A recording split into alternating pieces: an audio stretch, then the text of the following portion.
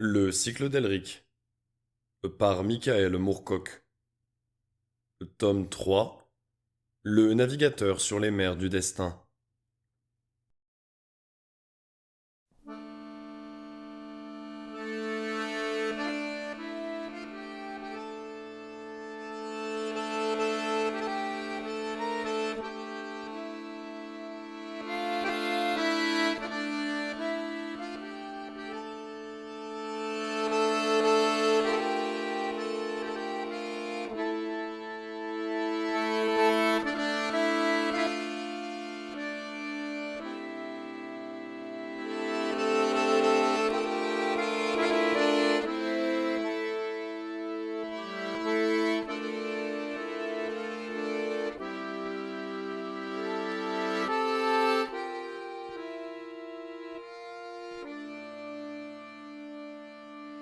Quand tout sera le bas sur le banc de terre neuve, ah dis-moi, beau Gaby, comment mangera tout? On nous fait manger des têtes de morue blanches. Mais ça ne remplace pas la bonne soupe aux choux. Quand tout sera le bas sur le banc de terre neuve, ah dis-moi, beau Gaby, d'où va en boire à tout? On nous donnait boire que de l'eau croupillée, le beau geron de gouttes, il n'y a pas pour nous. Quand tout sera le bas sur le banc de terre neuve, ah dis-moi, beau Gaby, comment dormira tout? On nous fait dormir que 2 heures sur 24 et le reste du jour, on nous fout des coups. Quand tout sera le bas sur le banc de terre neuve, ah dis-moi, beau Gaby, que l'argent gagnera tout. On nous fait travailler et sœurs saigner l'armée, les deniers d'argent, on n'en voit pas beaucoup. Après tant et tant d'horribles misères, dis-moi, beau Gaby, répartirais tout. J'étais bien forcé de faire comme mon père, j'espère que non gagne verra pas comme nous.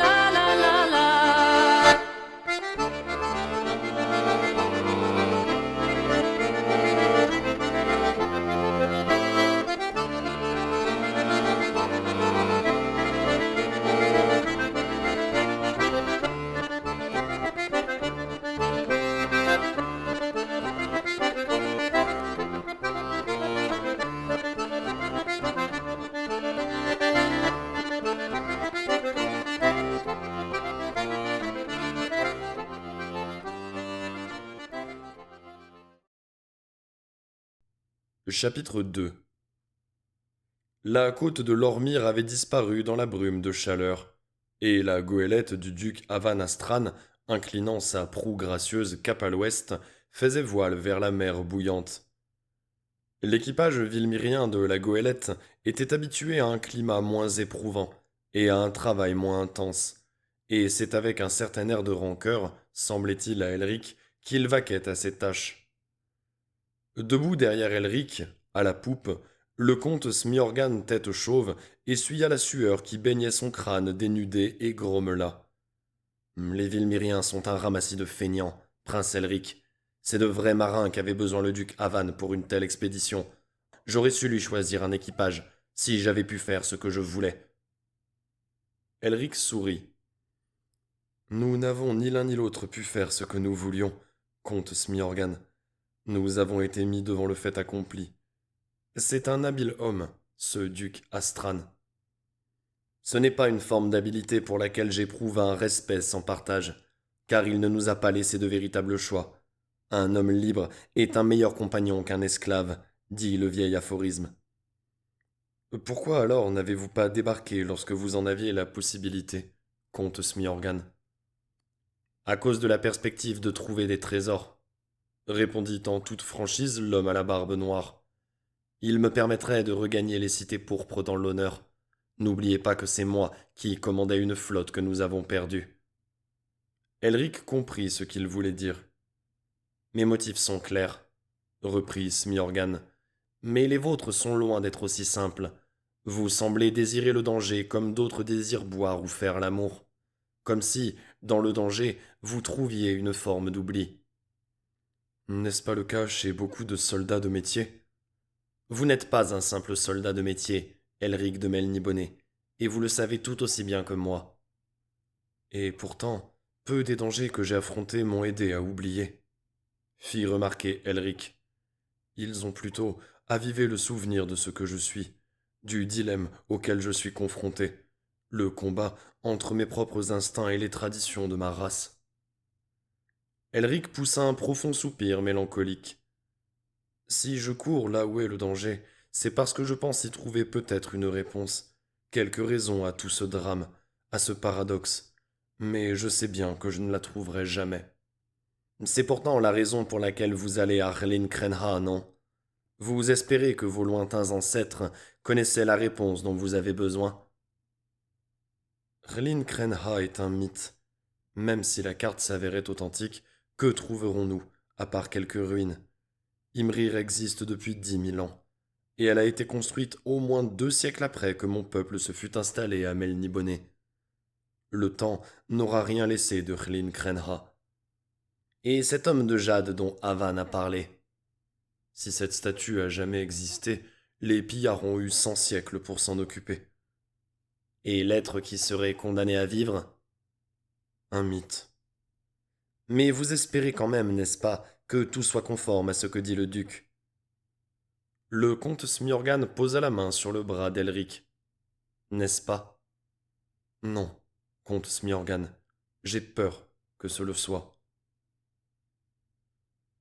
Le vent soufflait capricieusement, et la goélette n'avançait pas vite. La chaleur allait croissant, et les hommes d'équipage transpiraient davantage encore et échangeaient des murmures craintifs.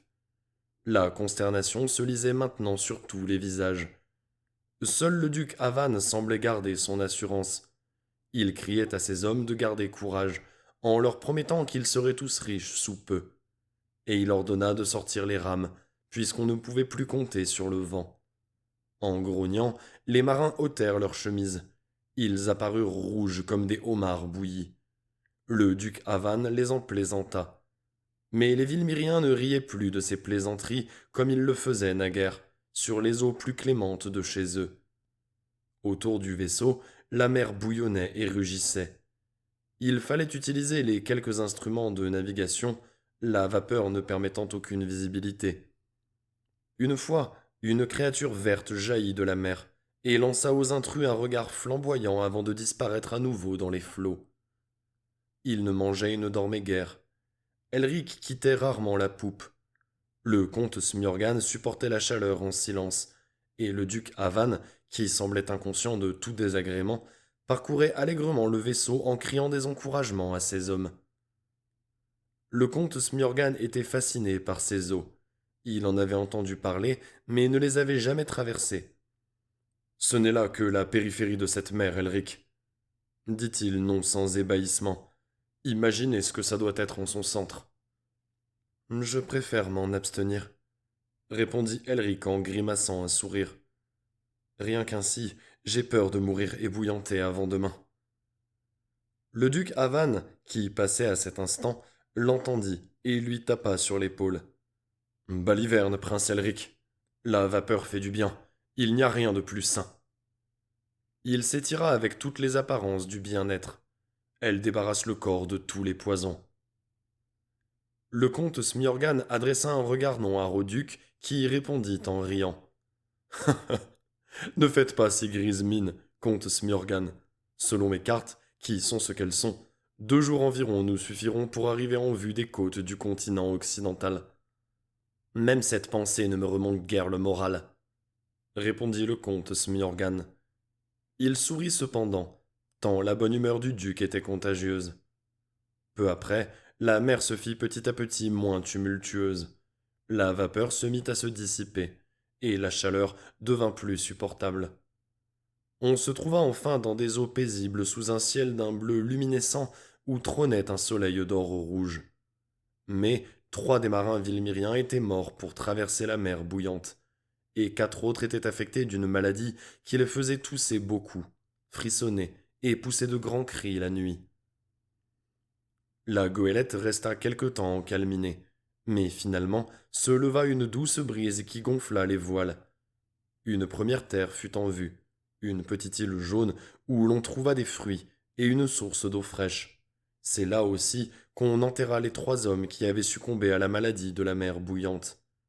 Les Vilmiriens s'étaient opposés à ce qu'ils fussent immergés au large, sous prétexte que leur corps serait cuit comme du pot-au-feu.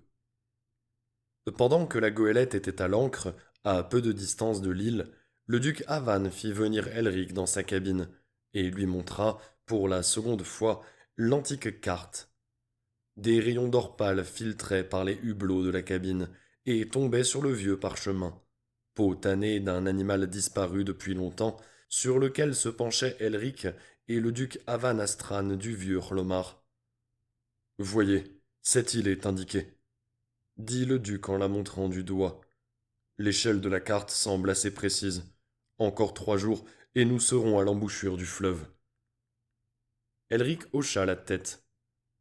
Mais il serait sage de prendre ici quelque temps de repos, jusqu'à ce que nous ayons retrouvé toutes nos forces et que le moral de l'équipage soit remonté.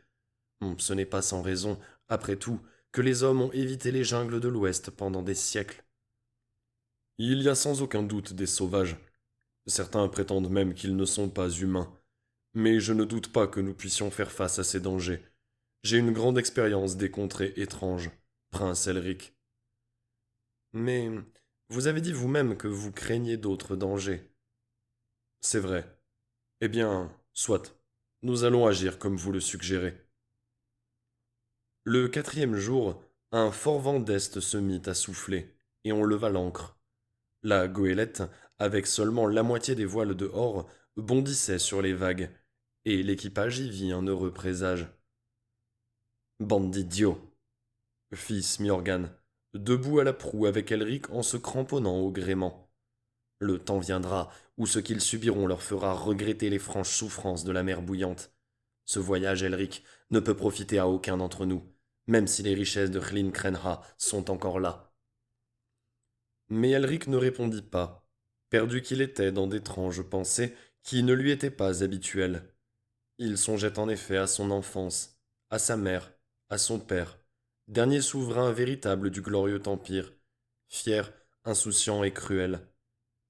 Ils avaient compté sur lui, peut-être à cause de son étrange albinisme, pour rendre à Melniboné toutes ses splendeurs. Au contraire, il menaçait de détruire ce qu'il en restait. Tout comme lui, ils n'avaient pas leur place dans cette ère nouvelle des jeunes royaumes, mais ils avaient, eux, refusé de le reconnaître. Ce voyage vers le continent occidental, vers les terres de ses ancêtres, avait pour lui un attrait singulier. Là-bas n'avait point surgi de nation nouvelle. Le continent n'avait, à sa connaissance, pas changé depuis que Hlin-Kren-Ha avait été abandonné. Il allait retrouver les jungles que son peuple avait connues, la terre qui avait donné naissance à sa race singulière, façonné le caractère de ceux qui la peuplaient, avec leurs sombres plaisirs, leur art mélancolique et leur joie ténébreuse. Ses ancêtres avaient-ils eux aussi connu les tourments du savoir, l'impuissance dont on est frappé lorsqu'on comprend que l'existence est sans raison, sans but et sans espoir? Était-ce pour cela qu'ils avaient édifié leur civilisation selon cette structure singulière, en dédaignant les valeurs spirituelles plus sereines des philosophes de l'humanité? Elric savait que, dans les jeunes royaumes, nombre de penseurs n'avaient que pitié pour les puissants Melnibonéens, qu'ils tenaient pour fous. Mais, s'ils étaient fous, et s'ils avaient imposé au monde une folie qui avait duré 100 siècles, quelle en était la cause? Peut-être l'explication se trouvait-elle bien à Arlin-Krenha, non sous une forme tangible, mais dans l'atmosphère créée par les sombres jungles et les fleuves antiques et profonds. Peut-être que là-bas, il pourrait enfin ne plus se sentir divisé contre lui-même. Il passa les doigts dans sa longue chevelure blanche comme du lait, et dans ses yeux pourpres parut une sorte d'anxiété candide. Il était peut-être le dernier de sa race, et cependant il était différent d'elle. Smjorgan s'était trompé. Elric savait que tout ce qui existait avait son contraire. Il se pouvait qu'il trouvât la paix dans le danger, mais inversement, la paix n'était pas sans danger. Créature imparfaite dans un monde imparfait, il connaîtrait toujours le paradoxe, et, dans le paradoxe, il y avait donc toujours une forme de vérité. C'est pourquoi philosophes et devins étaient florissants. Dans un monde parfait, il n'y aurait pas eu de place pour eux. Dans un monde imparfait, au contraire, les mystères restaient toujours sans solution. Et c'est pourquoi il y avait toujours un grand choix de solutions. C'est au matin du troisième jour qu'on aperçut la côte. La goélette se faufila entre les bancs de sable du grand delta et jeta l'ancre, enfin, à l'embouchure d'un sombre fleuve sans nom. Chapitre 3. Le soir vint et le soleil commença à descendre sur la ligne noire des arbres énormes. Une riche odeur millénaire s'élevait de la jungle, et, dans le crépuscule, résonnaient les cris d'oiseaux et de bêtes étranges. Elric était impatient de commencer les recherches en remontant le fleuve. Le sommeil, qui n'était jamais le bienvenu, se refusait cette fois à lui. Il resta debout sur le pont sans bouger, les yeux clignant à peine, le cerveau presque vide, comme s'il s'attendait à ce que quelque chose lui arrivât. Les rayons du soleil se reflétèrent sur son visage et projetèrent sur le pont des ombres noires. Puis il fit sombre, et tout fut tranquille sous la lune et les étoiles. Il avait envie d'être absorbé par la jungle, de ne faire qu'un avec les arbres et les buissons et les bêtes qui rampaient. Il avait envie que sa pensée s'évanouît. Il aspirait à plein poumon l'air chargé de lourds parfums, comme si cela pouvait suffire à le faire devenir ce qu'en cet instant il désirait être. Le bourdonnement des insectes se changea en une voix murmurante qui l'appelait à venir au cœur de la vieille, très vieille forêt. Mais il ne pouvait bouger. Il ne pouvait répondre. Et, finalement, le comte Smjorgan monta sur le pont, et, lui touchant l'épaule, lui dit quelques mots. Et docilement, il redescendit, enveloppé dans sa cape, pour rester allongé sur sa couchette à écouter encore la voix de la jungle. Même le duc Avan semblait d'humeur plus pensive que d'ordinaire, lorsqu'on leva l'ancre le lendemain matin et que l'on commença à ramer contre le courant paresseux. Il n'y avait pratiquement pas de trouée dans le feuillage au-dessus d'eux, si bien qu'on avait l'impression de pénétrer dans un tunnel immense et sombre, en laissant derrière soi le soleil en même temps que la mer. Des plantes éclatantes, entrelacées parmi les lianes qui pendaient de la voûte végétale, se prenaient à la mâture du navire à son passage. Des animaux, qui ressemblaient à des rats, se balançaient dans les branches avec leurs longs bras, et fixaient sur les nouveaux venus des yeux pétillants d'intelligence. À un tournant du fleuve, on perdit de vue la mer. Des rayons de soleil filtraient jusque sur le pont, et cette lumière avait une teinte glauque. L'esprit plus en éveil que jamais depuis qu'il avait accepté d'accompagner le duc Avan, Elric prenait un vif intérêt à chaque détail de la jungle et du sombre fleuve. Des nuées d'insectes planaient au-dessus de celui-ci comme des bancs de brume tourbillonnantes, et dans ses eaux dérivaient des fleurs comme des gouttes de sang dans de l'encre. Partout, ce n'était que bruissements, râles soudains, aboiements, et clapotis de poissons ou de bêtes des eaux chassant la proie dérangée par les rames qui tranchaient dans les gros amas de plantes aquatiques et en faisaient décamper les êtres qui s'y cachaient. Tout le monde se mit à se plaindre de piqûres d'insectes. Seul Elric était épargné. Peut-être que nul insecte ne pouvait être tenté par son sang déficient.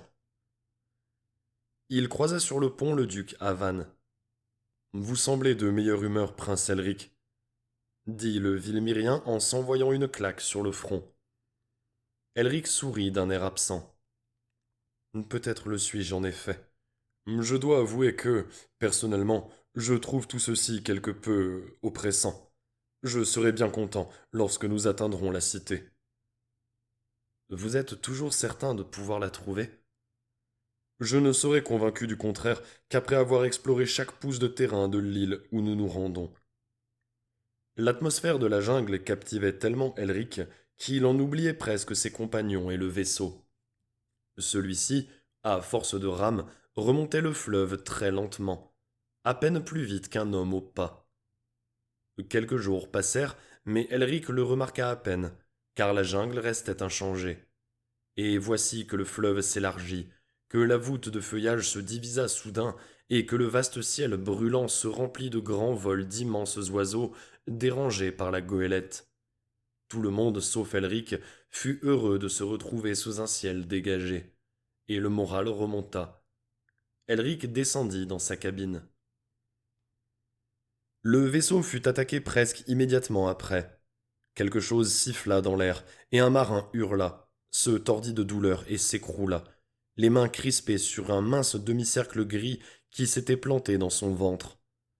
Une vergue haute s'écrasa sur le pont, entraînant voile et cordage dans sa chute.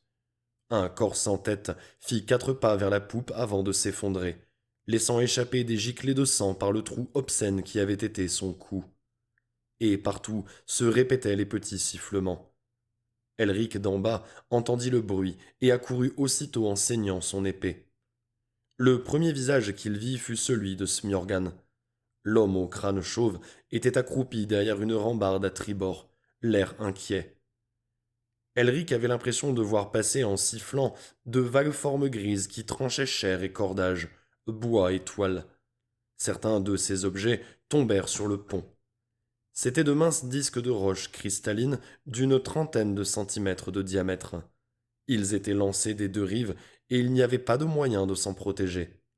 Elric essaya de voir qui lançait ces disques et aperçut un mouvement parmi les arbres de la rive droite. Soudain, l'attaque cessa. Au bout d'un instant, certains marins s'élancèrent à travers le pont pour mieux se mettre à l'abri. Le duc Avan apparut à la proue, l'épée dégainée. « Descendez chercher vos boucliers et tout ce que vous pouvez trouver comme armure.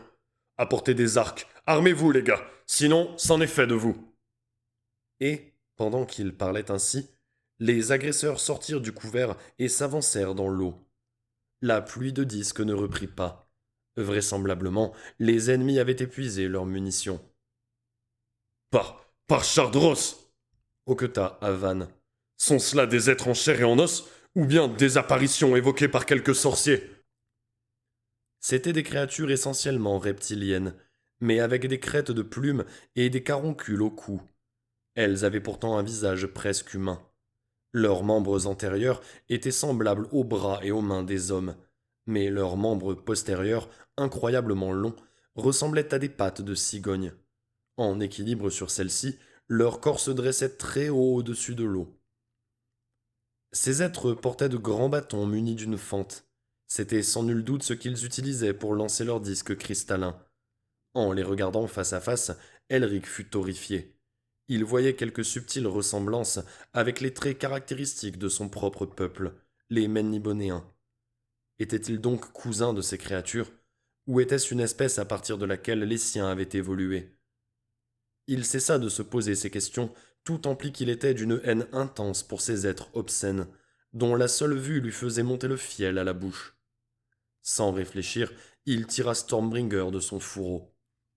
L'épée noire se mit à hurler, et à émettre comme à l'accoutumée son sombre rayonnement. Et les runes gravées dans la lame à palpiter d'un éclat rouge vif, qui vira lentement à un pourpre profond avant de revenir au noir. Les créatures qui pataugeaient dans l'eau sur leurs jambes d'échassier s'arrêtèrent à la vue de l'épée, et s'entre-regardèrent. Et elles n'étaient pas seules à être démontées par cette vision. Le duc Avan et ses hommes blêmirent aussi.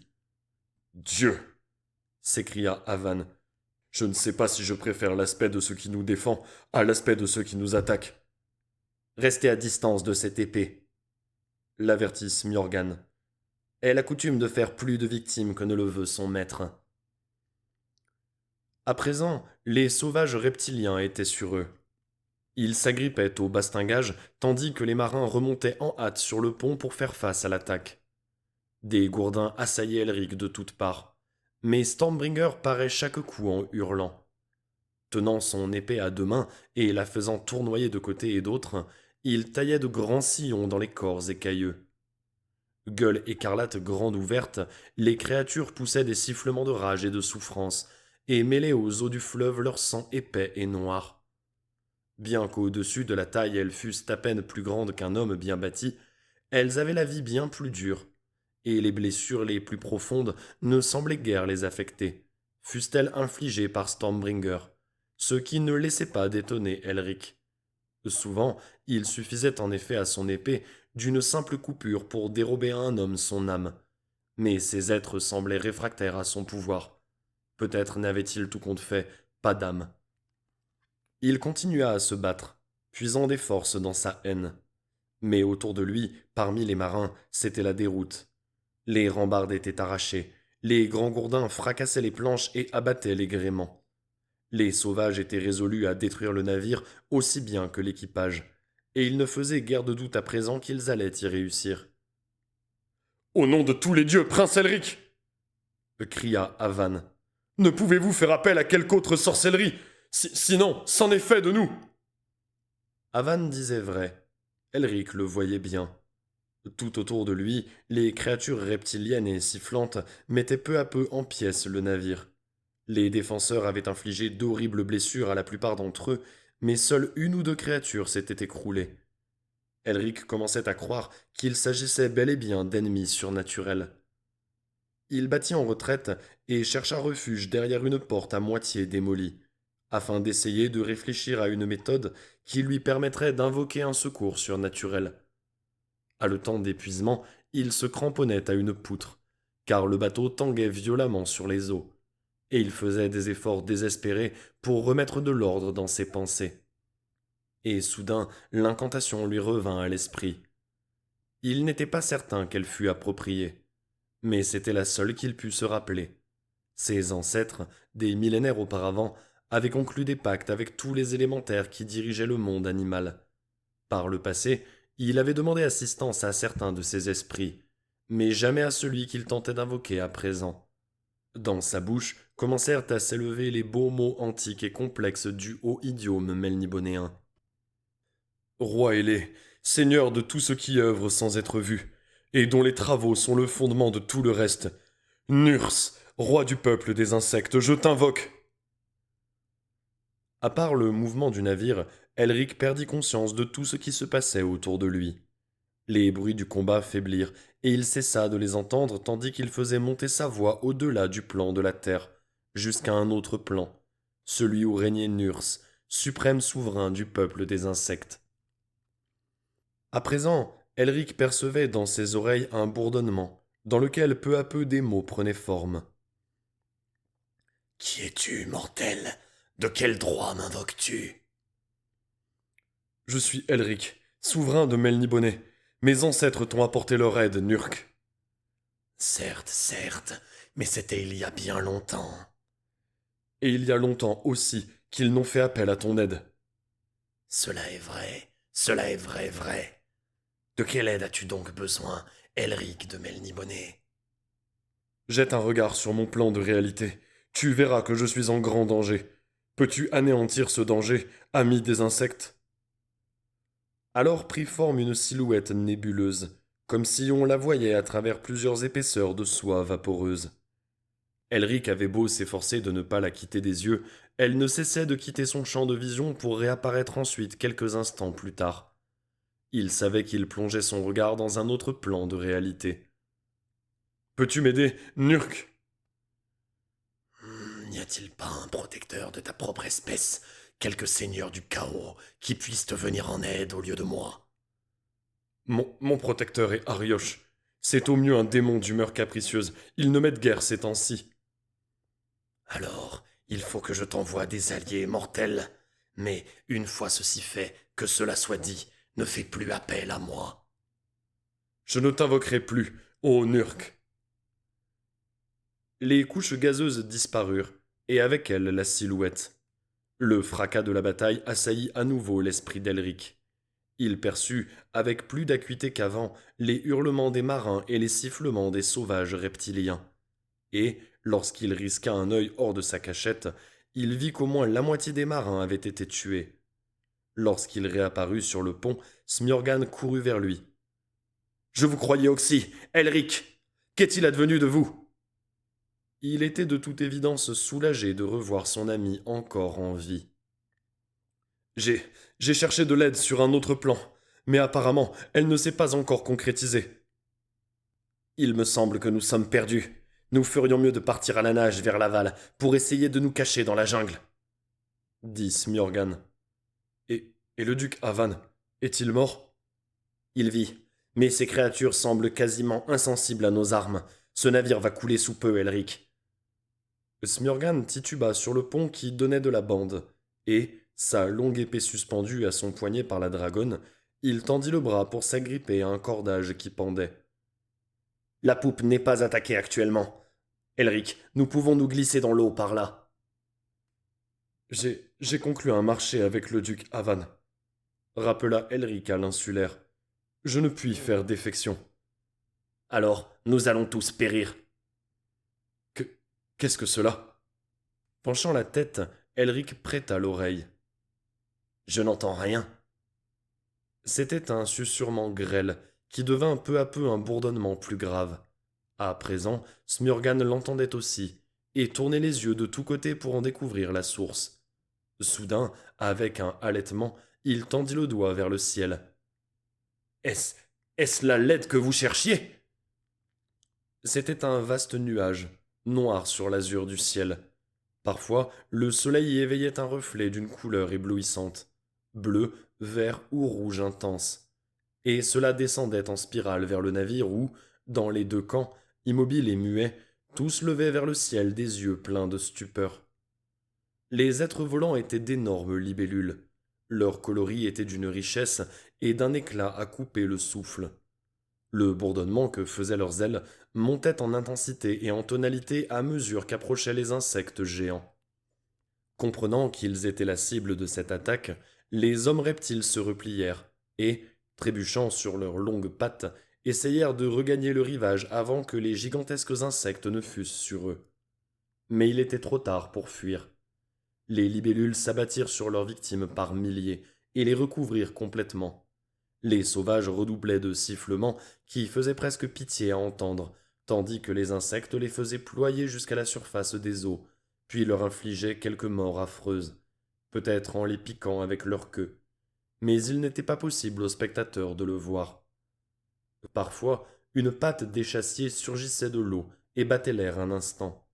Mais bientôt, de même que le corps des reptiles était couvert d'insectes, de même leurs cris furent étouffés par l'étrange bourdonnement qui venait de toutes parts et qui glaçait le sang. Le duc Avan, tout en sueur, l'épée encore à la main, traversa le pont en courant. Est-ce là votre œuvre, prince Elric? Ce dernier contemplait le spectacle avec satisfaction, alors que chez tous les autres se lisait clairement le dégoût. Certes, dit-il. Alors, je vous remercie de votre aide. Ce navire fait eau en plus de 12 endroits, et a si terrible allure que c'est miracle si nous n'avons pas encore coulé. J'ai donné ordre de reprendre les rames, et j'espère que nous atteindrons l'île à temps. Et, désignant un point vers l'amont, Voyez, on commence à l'apercevoir. Et s'il s'y trouve encore de ces sauvages? Demanda Smurgan. Avec un sourire sardonique, Avan lui montra la rive plus en amont. Voyez. Sur leurs jambes grotesques, une bonne douzaine de reptiles s'enfuyaient dans la jungle après avoir été témoins du sort de leurs compagnons. Ils y regarderont à 2 fois avant de nous attaquer à nouveau, je crois. À présent, les énormes libellules remontaient dans le ciel, et Avan, apercevant ce qu'elles laissaient derrière elles, se détourna. Par les dieux! Quelle cruelle sorcellerie vous pratiquez là, prince Elric! Celui-ci sourit et haussa les épaules. Elle est efficace, duc Avan. Il rengaina son épée runique, qui sembla rechigner à rentrer dans son fourreau et gémir de rancœur. Smurgan y jeta un coup d'œil. Cette lame a bien l'air de vouloir festoyer sous peu, Elric, que vous le vouliez ou non. Elle trouvera sans aucun doute de quoi se nourrir dans cette forêt, répondit l'albinos. Et, enjambant un tronçon de mât brisé, il descendit à sa cabine. Le comte Smurgan Tête Chauve jeta les yeux sur l'écume qui flottait depuis peu à la surface de l'eau.